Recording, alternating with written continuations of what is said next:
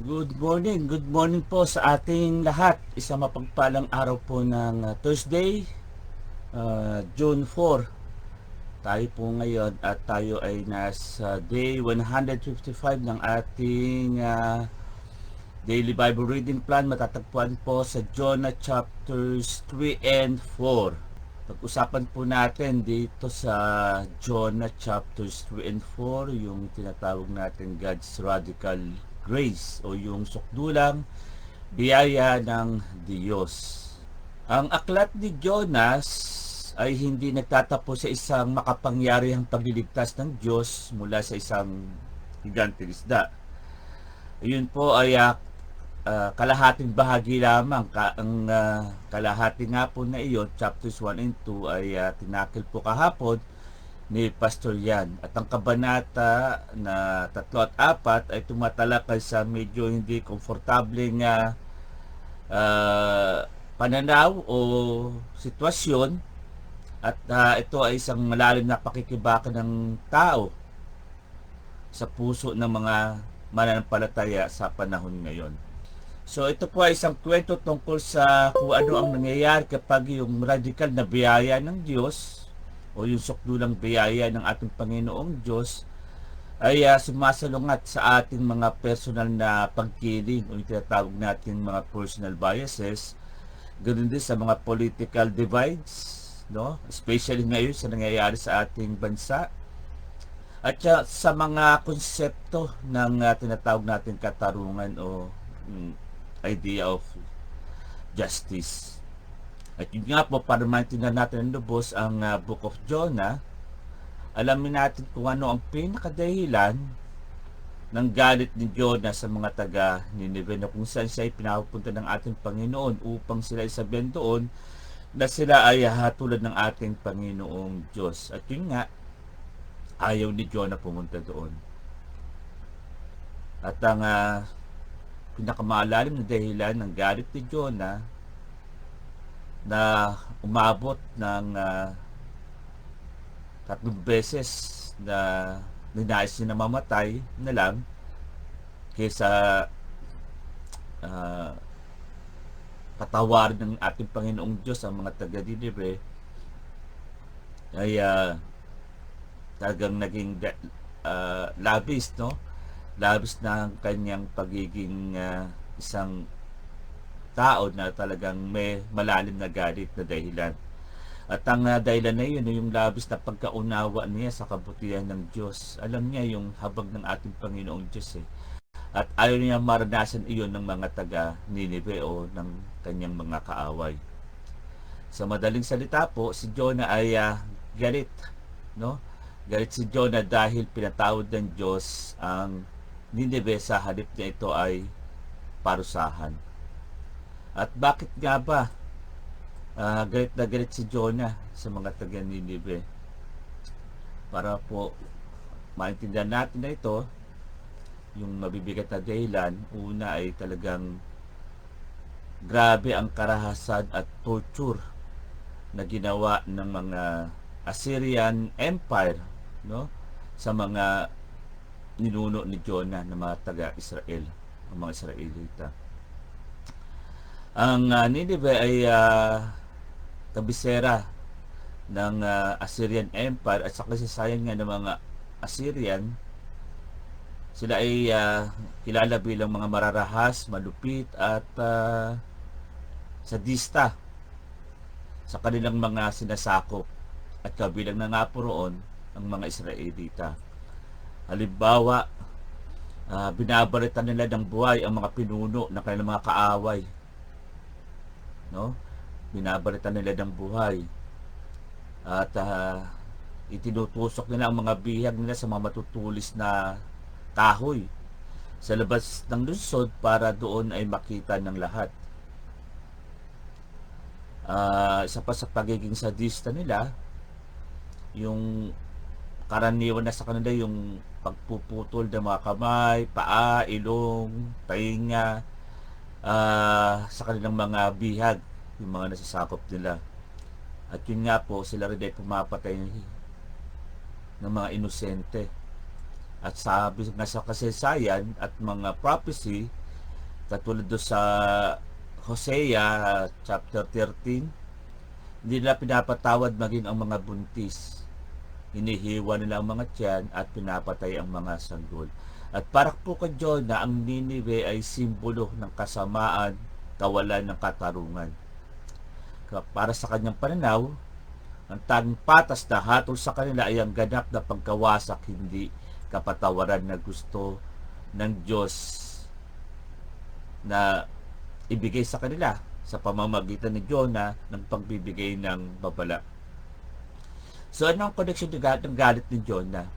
Nung sinabi ng Diyos kay Jonah na pumunta sa Ninive, sariwa pa sa kanyang isip at sa kasaysayan ng kanyang pamilya ang mga krimeng ito na ginawa ng mga Assyria. Para kay Jonah, ang mga taga Ninive ay yun nga po, magnanakaw, mamamatay tayo at mga terorista na nagpahirap para sa kanyang bansa, kaya ganun lamang ang tindi ng kanyang galit. Pakiramdam niya, kaya kapag pinatawad ng Diyos ang mga taga Ninive, parang binaliwala ng Diyos ang lahat ng dugo, luha, paghihirap na dinanas ng kanyang mga ninuno sa kamay ng mga Assyrian. Kaya itong kwento na ito na ating mababasa sa Aklat ni Jonah chapters 2 and 4, ang nakita natin ugali ni Jonah na isang malalim at malaking salamin para sa mga Kristiyano sa makabagong panahon.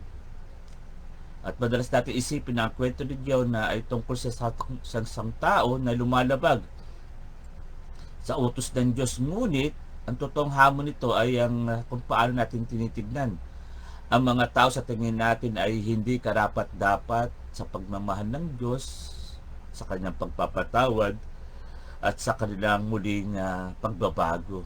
Ayun ang pinakasentro po ng idea, no, ng Book of Jonah.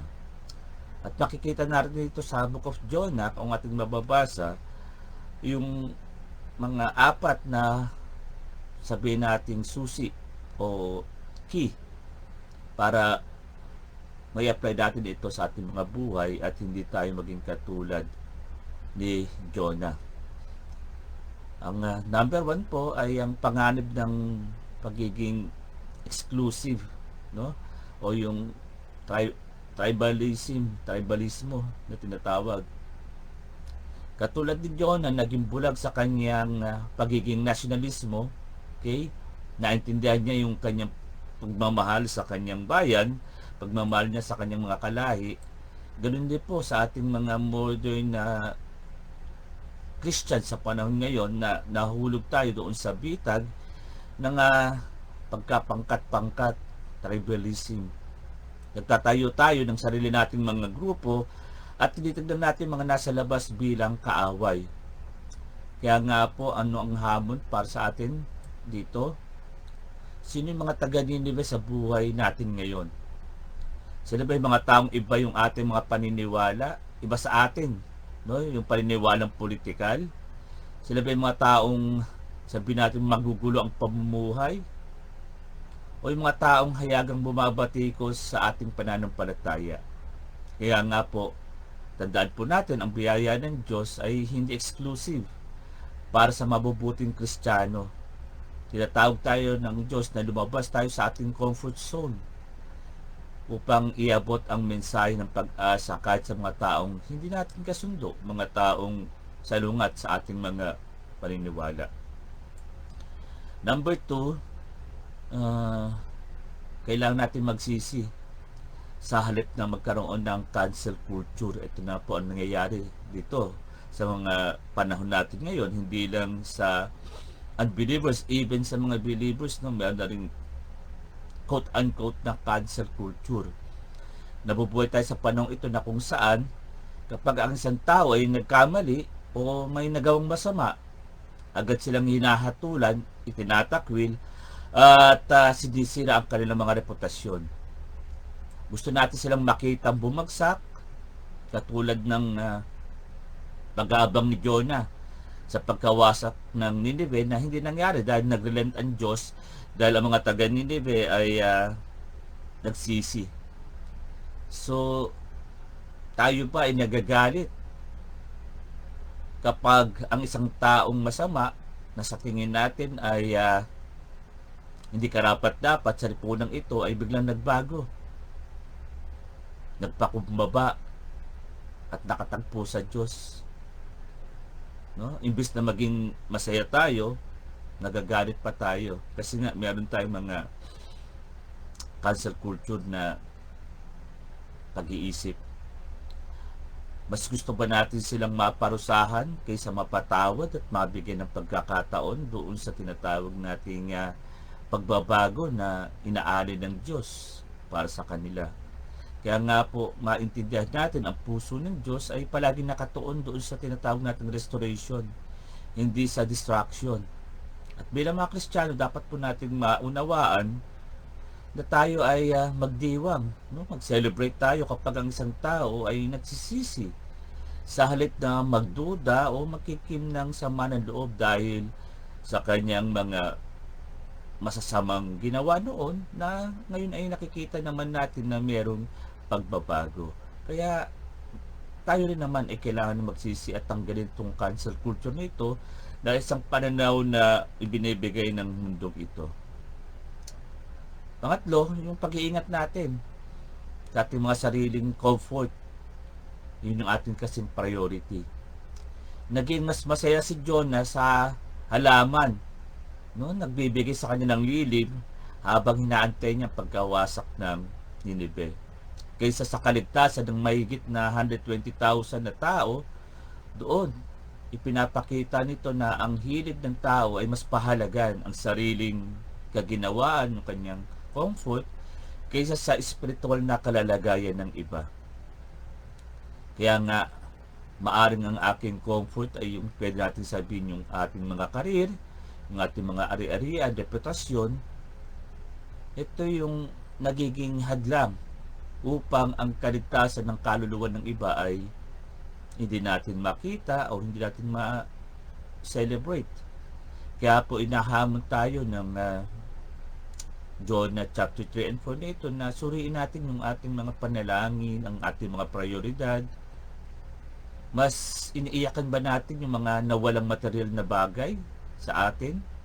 O yung mga naudlot na plano? O yung mga nabawasang kita, profit? Kaysa sa mga tao sa paligid natin na nabubuhay ng walang pagkakilala sa Diyos. Kaya nga po, tingnan natin, no? Ang ating mga sarili. Nasaan ba yung ating kasiyahan para lang ba sa ating mga sarili na hindi naman masama. Pero sana po matignan natin din yung kalalagayan po ng iba na nangangailangan din talaga ng kaligtasan ng ating Panginoong Diyos. At ang pang-apat po, na pagkalala natin na tayo rin ay dating mga taga Ninive. Ano ko ibig sabihin? Na ang pinaka malaking dahilan kung bakit minsan ay nagiging maramot tayo sa pagpapatawad ay dahil nakakalimutan na natin na tayo rin ay pinatawad ng Diyos doon sa malaking mga kasalanan natin. At bago natin hatulan ang Ninive sa ating paligid, kailangan natin alalahanin na tayo ay minsan naging kaaway ng Diyos dahil sa ating mga kasalanan, ngunit tinanggap niya tayo dahil sa kanyang radikal na habag, dahil sa kanyang mga biyaya na available sa lahat, no? Na nagkasala at tumalikod at patuloy na nanampalataya sa ating Panginoong Diyos. Kaya po sa pangwakas na tanong para sa ating lahat, ang aklat ng Jonah ay nagtatapos dito sa chapter 4 verse 11 ng isang tanong ng Diyos kay Jonah. Ang sabi niya kay Jonah, ako pa kaya ang hindi manghihinayang sa napakalaking lungsod ng Ninive na may mahigit 120,000 na taong hindi nalalaman kung alin ang tama at ang mali at napakaraming mga hayop. Ayun ang tanong ng Panginoong Diyos kay Jonah. Walang nakasulat kung ano ang sagot ni Jonah. Dahil sa tanong na iyan ay iniwan ng Diyos ito. Hindi para kay Jonah sagutin, kundi para sa atin. na sagutin natin ngayon sa ating mga buhay? Mas mahalaga ba sa iyo ang iyong pride, ang iyong comfort, ang iyong opinion, o ang puso ng Diyos para sa mga taong naliligaw ng landas? So yan po yung ating reflection, no? Yung chapter 4 verse 11. May tanong ating Panginoong Diyos at doon tayo mag-reflect. Mas mahalaga pa sa akin yung mga pangsarili ko na kapakinabangan o ang puso ng Diyos para sa mga ibang tao na nangangailangan ng kaligtasan. So yun lang po ang ating gusto kong ma-share sa inyo sa umagang ito at pagbulay-bulayan natin. Basahin po natin ang isang book na ito ng Jonah at yun nga po makikita natin kung gaano ang radikal o yung tinatawag nating sukdulang biyaya ng Diyos hindi lang sa atin kundi sa mga tao na nangangailangan ng kanyang kaligtasan. Tayo po ay manalangin. Dakilang Diyos, marami pong salamat dahil muli ipinakita mo sa amin na ikaw pa rin ang Diyos noon, ngayon at magpakailanpaman. Sukdulan o God ang iyong biyaya hindi lang sa amin, sa mga anak mo na nagmamahal at tumanggap sa iyo. Ganun din, Panginoon, ang iyong biyaya para sa mga tao na naliligaw ng landas. Nang bawat isa sa amin ay gagamitin mo, na huwag nawa kami maging Jonah, na dahil sa aming mga pride, dahil sa aming mga comfort, dahil sa aming mga reputasyon, ay hindi kami susunod. Dahil mas malaga iyon kaysa sa iyong puso na ang tinitibok aming Diyos ay ang kaluluwa ng mga tao, especially, Lord, ng mga taong malalapit sa amin.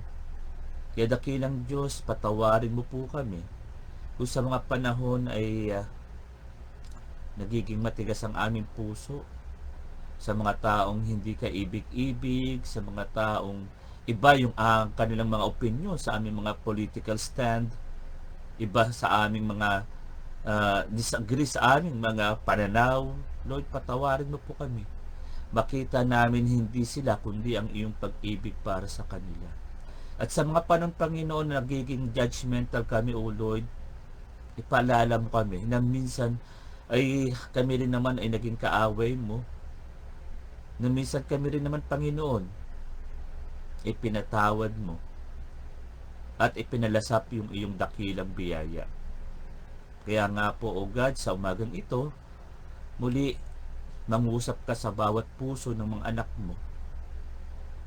Doon sa tanong mo, Panginoon, sa huling verse ng Jonah, na kung ikaw ay may puso sa mga taong naliligaw ng landas, sino kami, Panginoon, para hindi sumunod sa iyo, upang ang mga taong ito ay makakilala sa isang tapat, napakabuti at mapagmahal na Diyos. Marami pong salamat, O Lord, sa mga pangungusap mo, sa mga salita mo, sa iyong banal na libro. Nawa, O God, patuloy namin sa lakskin ito, patuloy, Panginoon, na magkaroon kami ng intimacy, na ma-encounter ka sa pamamagitan ng iyong aklat, upang nang sa ganun, O Lord, makita namin ang aming mga refleksyon, ang aming mga buhay, na tunay na kami ay handang sumunod kung kami lamang, Panginoon, ay tunay na nakikinig sa iyo. Kaya, Lord, bigyan mo kami ng lakas ng loob, bigyan mo kami ng tapang na magamit mo, O Lord, sa bawat araw ng aming buhay na ipahayag ang iyong mabuting balita. Maraming salamat po, O Lord, sa iyong dakila at radikal na biyaya, sa iyong pagmamahal, sa iyong katapatan. Pinupuri ka namin, Panginoon, sa umagang ito. Nawa ang kapayapaan ay patuloy na ibuhos mo sa bawat asa, Panginoon, as we encounter yung mga challenges sa araw na ito, at patuloy, Panginoon, na manahan kami sa iyong banal na presensya sa lahat ng panahon at pagkakataon. Marami po salamat aming Diyos. Muli sa iyo ang lahat ng kapurihan, kaluwalhatian sa dakilang pangalan ni Jesus. Ang lahat ay magsabi ng Amen, Amen, and Amen. So, tunay na pinagpala tayo ng ating Panginoong Diyos, ano? Muli, makita-kita po tayo mamayang gabi para sa ating ritual small group, no? 7:34 via Zoom, at patuloy tayong mag-aral ng mga salita ng Diyos upang patuloy tayong gamitin mightily para sa kanyang dakilang kaharian. Sa mapagpalang araw po ng Webes para sa mga anak ng Diyos na tunay na nagmamahal sa Kanya.